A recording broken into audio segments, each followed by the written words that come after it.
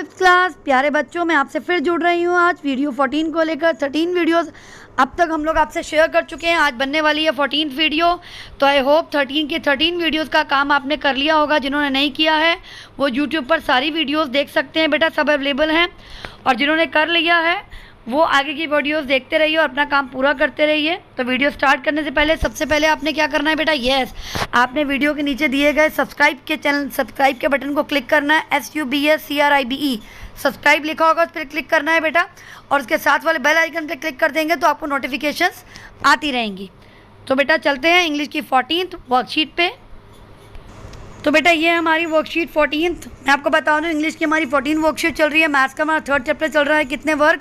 हिंदी का हमारा 3rd chapter चल रहा है, शेर और चित्रकार। और EVS का हमारा 4th चैप्टर चल रहा है, हौसलों की उड़ान।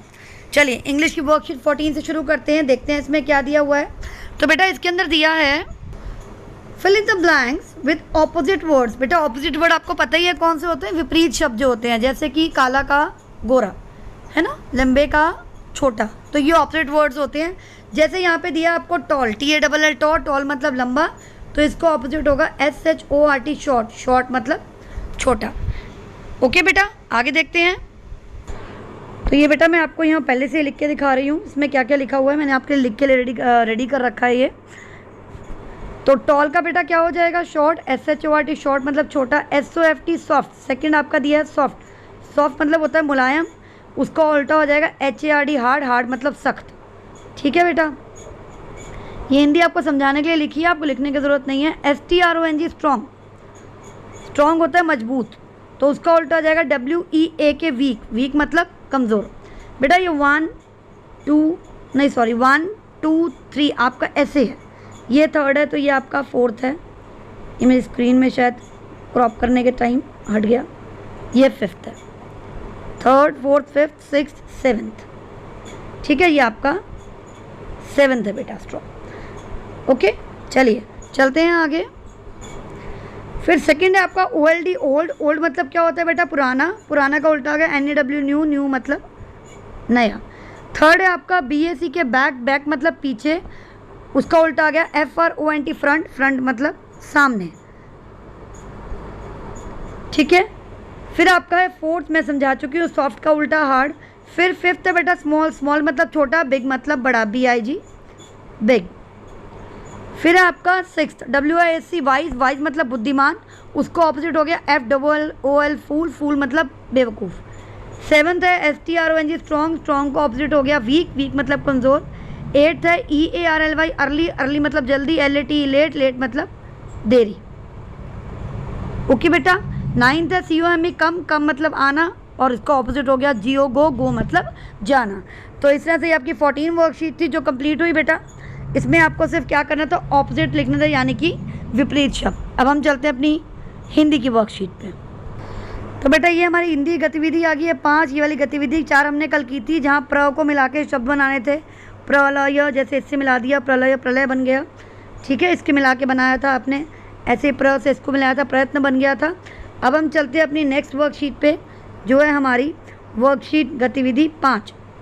गतिविधि 5 में देखते हैं बेटा हमें क्या करना है। हमें इसमें करना है, कहीं कहीं थैले को झोला बोलते हैं ना बेटा, जो हमारा देशज, आपको देशज शब्द कराए थे ना, जो अपनी सांस्कृतिक भाषा में हम लोग इस्तेमाल करते हैं। तो कहीं कहीं थैले को हम झोला बोलते हैं। आपके यहाँ निम्नलिखित बोले जाने वाला नाम लिखिए। अब बेटा किसके यहाँ कुछ बोला जाता है, किसी के यहाँ कुछ बोला जाता है, तो जो आपके यहाँ बोला जाता है आपने वो लिखना है। जैसे जो हमारे यहाँ जो सांस्कृतिक भाषा है उसमें जो बोला जाता है, मैंने यहाँ लिख के दिखाया है आपको, एक बार देखते हैं बेटा। देखिए बेटा यहाँ आपको लिख के दिखाया गया है मटका, जैसे मटके को क्या बोलते हैं, घड़ा। मोस्टली घरों में क्या बोला जाता है, घड़ा। ख है कप, कप को बोलते हैं प्याला, कहते हैं बेटा एक प्याला चाय लेके आओ। ग है रस्सी, रस्सी को स्थानीय कईयों की भाषा में डोरी बोलते हैं, किसी में रस्सा बोलते हैं, कई भाषा में जेवड़ी भी बोलते हैं। तो जो आपकी भाषा में बोला जाता है सांस्कृतिक भाषा में वो आप लिखिए। घ दरवाज़ा, दरवाजे को बोलते हैं किवाड़। ठीक है बेटा, कई और किसी की भाषा में कुछ और बोलते हैं तो वो भी लिख सकते हैं। अड़ है खिड़की, खिड़की को कई लोग जंगला बोलते हैं। ठीक, और किसी की भाषा में कुछ और बोलते हैं तो लिख लीजिएगा। च है दीवार, आप एक से ज़्यादा भी लिख सकते हैं बेटा अगर आपको पता है तो। दीवार, कईयों में इसको हम जैसे भाषा में भीत बोलते हैं, हमारे हरियाणा में मोस्टली भीत बोला जाता है ना। छ है तालाब, तालाब को जोड़ भी बोला जाता है, किसी किसी की भाषा में सरोवर भी बोला जाता है। ओके बेटा, तो आपके यहाँ निम्नलिखित के लिए बोले जाने वाला नाम ये लिखा है ना, तो आपके यहाँ जो भी इनको बोला जाता है, मटका, रस्सी, खिड़की, तालाब, कप, दरवाज़ा, दीवार, जो भी इनको बोला जाता है आप वो लिख सकते हैं। ठीक है बेटा, तो ये आपकी हिंदी की गतिविधि 5 खत्म होती है। चलते हैं मैथ की तरफ। तो हम आगे हैं मैथ की गतिविधि। बेटा हमारा पाठ है कितने वर्ग। इसके अंदर कल हमने क्या सीखा था बेटा, परिमाप कैसे निकालते हैं, है ना। और मेरे को आशा है कि आप लोग सबको कल परिमाप निकालना आ गया होगा कि खानों को गिन के कैसे परिमाप निकालते हैं। मैं एक बार फिर से आपको बेटा एक रिवीजन करवा देती हूँ।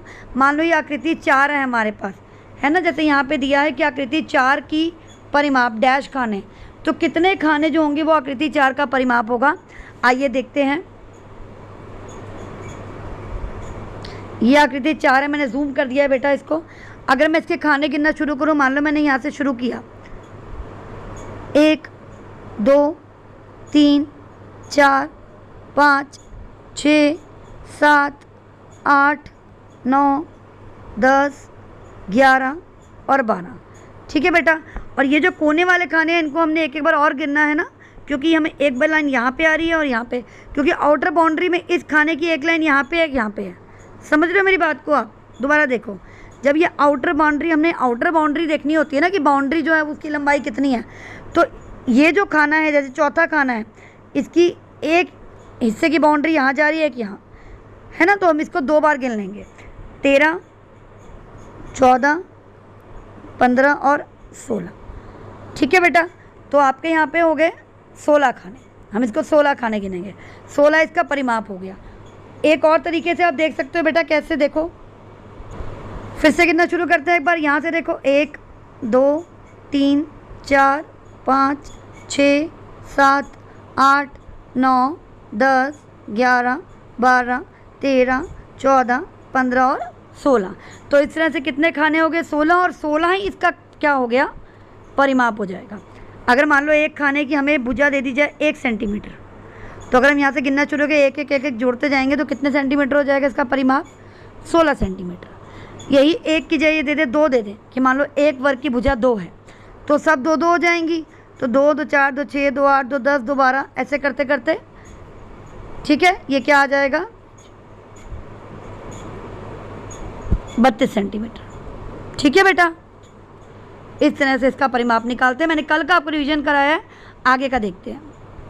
चलिए पढ़ते हैं आगे क्या दिया है। कार्यपत्रक 2 में गतिविधि विद्यार्थी युग्म में कार्य करते हैं। युग्म मतलब बेटा वो समूह बना के काम करते हैं। विद्यार्थियों के समूह का चित्र दिया है आपको, ये विद्यार्थी हैं, ये बस्ते का चित्र है, ये मेज का चित्र है, ये रबड़ का चित्र है, ये ज्योमेट्री बॉक्स का चित्र है। अब इसमें आगे क्या दिया है देखते हैं। आगे इसमें ये दिया है, अब ये कुछ वार्तालाप चल रहा है आर्यन और अनुज के बीच में। चलिए पढ़ते हैं, देखते हैं वो क्या बात कर रहे हैं। तो ये क्या बात कर रहे हैं। आर्यन, अरे अनुज, लगता है अध्यापिका हमें मेज़ का किनारा मापने को कह रही हैं। मेज़ का किनारा यानी कि चारों तरफ की बाउंड्री। अनुज कहता है पर मुझे लगता है कि घेरा का मतलब हमें चारों भुजाओं को मापना है ना। राधिका कहती है रिंकी, अच्छा अलग अलग बच्चे बेटा, आर्यन अनुज नहीं है, बाकी बच्चे जो ग्रुप में है ना बच्चे, वो सारे बच्चे हैं। राधिका कहती है रिंकी तुम पेंसिल का घेरा कैसे माप सकती हो, पेंसिल होती है ना आपके पास, छोटी सी पेंसिल है, उसका घेरा कैसे नापोगे। रिंकी कहती है मेरे पास ये धागा है, इसे पेंसिल के चारों ओर लपेट कर देखेंगे और फिर उस धागे की लंबाई नाप लेंगे। तो रिंकी बोलती है परंतु धागा तो टिक ही नहीं रहा है ना बेटा, आप भी अपनी पेंसिल देखो तो वो गोल सी होती है, फिसलना होता है ऊपर से, उसके कैसे टिकेगा। तो राधिका बोलती है कल मेरी बुआ धागे से फुंदा बना रही थी, तो मैंने देखा कि उन्होंने पेंसिल के ऊपर थोड़ा सा कट लगाया और धागा आसानी से टिक गया, है ना। पेंसिल पे जरा सा नाइफ से या किसी कटर से कट लगाएंगे तो धागा वहाँ पे टिक जाएगा, ठीक है। तो रिंकी कहती है अरे हाँ ये तो हो गया, अब हमने पेंसिल का घेरा माप लिया। जब आपने धागा एक जगह टिकाया और घुमा के जहाँ पे टिकाया था वहाँ तक धागे को ले जाए, फिर आप धागे को खोलेंगे जहाँ से जहाँ तक धागा घुमा है पेंसिल के चारों तरफ, तो वो उस पेंसिल का परिमाप हो जाएगा, उसके घेरे का माप, ठीक है बेटा। आगे इसी में कार्यपत्रक 3 दिया है बेटा, इसमें एक गतिविधि है। ये गतिविधियाँ बेटा आपने घर में ही करके देखनी है, कॉपी में इसमें लिखने की ज़रूरत नहीं है, आप घर में ही करके ज़रूर देखेंगे जो जो मैं आपको बता रही हूँ। अब रश्मि कहती है मेरी मम्मी ने मुझे ये नया दुपट्टा लेकर दिया है पर मुझे इस पर लेस लगवानी है, क्या तुम मुझे बता सकती हो कि मुझे कितनी लेस खरीदनी पड़ेगी। अब दुपट्टा देखो इस आकार का होता है, के आकार का है ना, तो अब इसको नापना है चारों तरफ, तभी तो पता चलेगा ना कितनी लेस लगानी पड़ेगी या कितनी खरीदनी है। परंतु रिंकी तो धागे से माप रही थी। अब धागे से बेटा इतना बड़ा दुपट्टे का लेस नापेंगे तो दिक्कत तो आएगी ना, दुपट्टा बड़ा होता है। क्या इसको मापने के लिए कुछ और भी प्रयोग कर सकते हैं? सबको पता ही होगा वैसे तो बच्चों, आपने फ़ीता देखा होगा, एक फ़ीता इंची टेप, आप टेलर के पास जाते हो या किसी भी कपड़े की दुकान के पास जाते हो तो वो एक इंची टेप होता है जिससे वो कपड़े को नापते हैं। नंदनी कहती है हाँ, इस दुपट्टे का घेरा तुम फीते से माप सकते हो। तो बेटा आपका ये काम है कि जैसे कि मम्मी का दुपट्टा इस आकार का है, ठीक है, तो आप कोई भी फ़ीता लेंगे आपको आसपास मिल जाएगा, मम्मी के पास ही मिल जाएगा, जहाँ सिलाई करती है आंटी उनसे मिल जाएगा, जिसकी मम्मी सिलती है उनके पास वो होगा फ़ीता, इंची टेप। नहीं है तो अड़ोसी पड़ोसी जो भी आपके सिलते हैं उनसे मांग के ले आइए। और लाने के बाद आपने क्या करना है, चुन्नी के एक किनारे पे रखना है, मम्मी की कोई भी चुन्नी लेनी है एक किनारे पे रखना है, ये नाप लेना है, ठीक है। नाप के आप लिख लोगे कितने सेंटीमीटर या इंच में नाप लोगे कितने इंच है।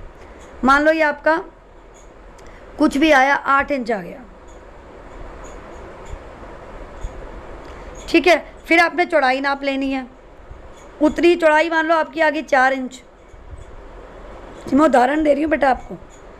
अब आपको पता है ये आयत के आकार का है तो लंबाई बराबर होगी, हो ना बेटा, जितना ये है, मतलब इसको नापने की ज़रूरत नहीं है क्योंकि आमने सामने बराबर है। ये 8 तो ये भी 8, चौड़ाई नापी ये 4 तो ये भी 4, ठीक है। चारों को जोड़ दोगे आपके दुपट्टे का परिमाप आ जाएगा। वरना एक और तरीका है, अगर आपका फीता पूरा लंबा है अच्छे से, ठीक है, तो आप क्या करेंगे, एक कोने पे फीते को लगाएंगे, दुपट्टा अगर छोटा है तो यहाँ रखेंगे, फिर यूँ देखेंगे, फिर यूँ देखेंगे, फिर यूँ देखेंगे, जितनी जितनी लंबाई है वो यहाँ पे देख आप जोड़ते जाओगे। मान लो 8 आई, फिर ये 4 आई, फिर आपने फीते को यहाँ रख के नापा 8 आई, फिर यहाँ रख के नापा 4 आई, तो सबको जोड़ दोगे 8 8 16, 4 20 और 4 24 इंच, क्योंकि आपको फीते में इंच भी दिखेंगे सेंटीमीटर भी दिखेंगे, ठीक है बेटा। चौड़े वाला नाप होता है ना, 1 से 2 के बीच में ज़्यादा दूरी होती है वो इंच की होती है, जब 1 से और 2 के बीच में दूरी कम होती है वो सेंटीमीटर की होती है, ठीक है बेटा। वैसे आयत को नापने का सबसे बेहतर तरीका यही होता है कि आप एक भुजाई वाली नाप लो,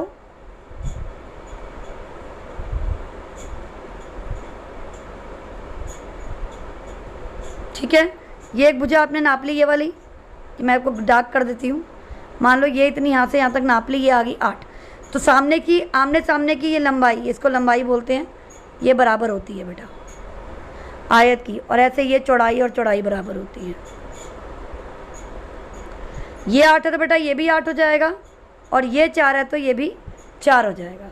फिर इन सबको आप जोड़ दीजिए, मतलब आपको चारों तरफ घुमाने की ज़रूरत नहीं है, सिर्फ आपने लंबाई नापी और चौड़ाई नापी, ठीक है बेटा। तो लंबाई बराबर, ये 8 तो ये भी 8, चौड़ाई बराबर, ये 4 तो ये भी 4, फिर चारों को आप जोड़ दो, 8 4 12, ठीक है बेटा, 12 8 20 और 4 24 इंच, ठीक बेटा। इस तरह से आप किसी भी दुपट्टे का परिमाप निकाल सकते हो। तो आपने घर पे यही काम करना है कि मम्मी के दुपट्टे का परिमाप निकाल के घेरा नाप के और यहाँ पे लिख के लाना है कि कितना उसका घेरा है, तो कितनी लेस जो है वो निंकी को खरीदनी पड़ेगी, ठीक है बेटा। ये रहा आपका कार्यपत्रक 3।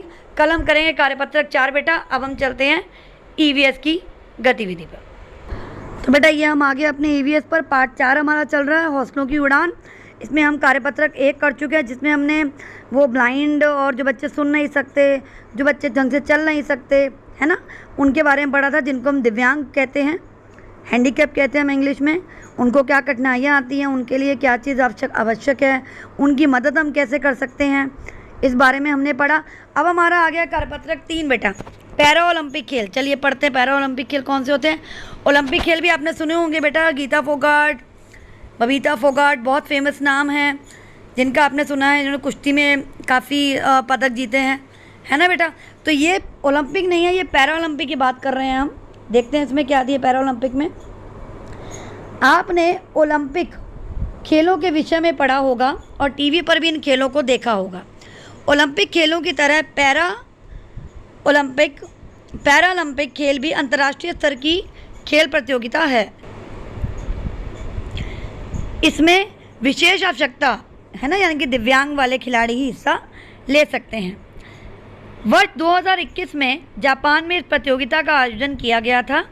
इसी पर आधारित कुछ चित्र यहाँ दिए गए हैं। इन चित्रों को ध्यान से देखकर इन खेलों के विषय में समझो। अखबार की इस रिपोर्ट को पढ़ो और नीचे दिए गए प्रश्नों के उत्तर लिखो। तो बेटा ये अखबार की एक रिपोर्ट है, देखते हैं इसमें क्या दिया हुआ। सितंबर 2021, इस वर्ष भारत के पैरालंपिक खिलाड़ियों ने शानदार प्रदर्शन करते हुए 19 पदक जीते। कितने पदक बेटा? 19। इनमें से 5 स्वर्ण पदक थे, ठीक है, 5 जो थे वो स्वर्ण पदक थे, गोल्ड मेडल थे। भारतीय पैरा खिलाड़ी यादगार सफलता के बाद स्वदेश पहुंच गए हैं। हर तरफ उनका स्वागत और सम्मान किया जा रहा है। यहाँ पे उनका क्या है बेटा? आपने हिंदी में किया था, किनका? जो हमारे स्वदेश से आए खिलाड़ी हैं उनका, तो वो खिलाड़ी तो हो गए संज्ञा और उनका क्या हो गया? सर्वनाम। तो बेटा ऐसे हिंदी में आपको हर जगह संज्ञा, सर्वनाम, क्रिया, विशेषण मिलते रहेंगे। चलिए हम अपने ईवीएस पे आते हैं। हर तरफ उनका स्वागत व सम्मान किया जा रहा है। उनकी जीत दिखाती है कि उनको हौसला व इच्छा शक्ति मजबूत है। तो बेटा बहुत ही अच्छी बात है, पढ़ के बड़ा अच्छा लगा और जान के भी आप लोग को अच्छा लगेगा। देखिए आपको फ़ोटो में दिख रहा है बेटा, ये फ़ोटो में आप देख सकते हो। ये जो खिलाड़ी हैं इनके पैर में कितनी कुछ सपोर्टिव दिए हुए हैं जिनसे ये लोग दौड़ रहे हैं, है ना। तो ये बच्चे ये दिव्यांग ना होकर इनको बोले विशेष आवश्यकता वाले, इनको विशेष आवश्यकता की ज़रूरत है, वरना ये भी किसी आम जो इंसान है उनसे कम नहीं होते। ये तो ईश्वर की कुछ ऐसी करामाती है जो किसी किसी को ऐसी समस्याएं दे देते हैं। ये देखिए बच्चा है, इसके हाथ में प्रॉब्लम है लेकिन ये फिर भी वो भाला फेंक रहा है ना। ओलंपिक में हमें देखा था, जो हमारा नीरज चोपड़ा जी थे, इन्होंने ओलंपिक में पदक जीता था, हमारे देश का मान बढ़ाया था। तो वो ये भाला है बेटा, जो ये बच्चा है इसके हाथ में प्रॉब्लम है, ये भी ये भाला फेंक रहा है। तो इसमें भी बच्चों ने पदक जीते हैं, ठीक है बेटा। तो वो पैरालंपिक गेम होते हैं, पैरालंपिक, जिसके अंदर विशेष आवश्यकता वाले खिलाड़ी, दिव्यांग खिलाड़ी भाग लेते हैं। अब इससे जुड़े कुछ प्रश्न दिए हैं बेटा। पहला प्रश्न है, पैरा ओलंपिक खेलों में कौन हिस्सा ले सकते हैं? तो हम लिख सकते हैं बेटा इसको उत्तर विशेष आवश्यकता वाले खिलाड़ी या दिव्यांग। तो इनके कुछ उत्तर मैंने आपके लिए तैयार कर रखे, मैं दिखाती हूँ बेटा आपको। तो बेटा पहला प्रश्न है, पैरालंपिक खेलों में कौन हिस्सा ले सकते हैं? दिव्यांग खिलाड़ी पैरालंपिक खेलों में हिस्सा ले सकते हैं। आप पूरा उत्तर भी लिख सकते हैं बेटा। वर्ष 2021 में इन खेलों का आयोजन किस देश में किया गया? जापान में किया गया। भारतीय खिलाड़ियों ने कितने पदक जीते? जैसा कि आपने पढ़ा है बार की कटिंग में 19 पदक जीते। रिपोर्ट के अनुसार भारतीय खिलाड़ियों का कैसा प्रदर्शन रहा? बेटा कैसा प्रदर्शन रहा? आपने पढ़ा ही था उसमें अखबार की कटिंग में, शानदार, बहुत ही शानदार प्रदर्शन रहा या किया। इस रिपोर्ट से आपको क्या अच्छा लगा? आपको क्या अच्छा लगा और क्यों?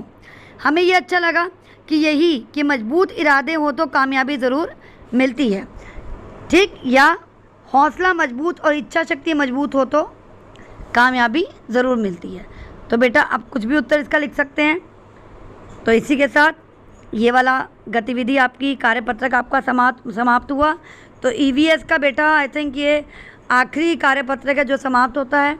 ईवीएस के चारों पार्ट आपके हो चुके हैं। एक आपका इसमें सांप सीढ़ी वाला था जो मैंने आपको खुद करने को दिया था, उसको भी मैं आपको कल हल करके बता दूंगी। और बाकी आप वर्कशीट के साथ साथ हो सकता है मैं इसकी कुछ वर्कशीट का रिवीजन आपको कराती रहूँ, ठीक है बेटा। जहाँ तक हो गया वहाँ तक अच्छे से करें, ध्यान से पढ़ें, सारा जो किया हुआ है उसको याद करें, घर में स्वस्थ रहें, मम्मी पापा की घर के कामों में हेल्प करें, खुश रहें। गुड बाय बेटा, कल मिलते हैं वीडियो 15 के साथ।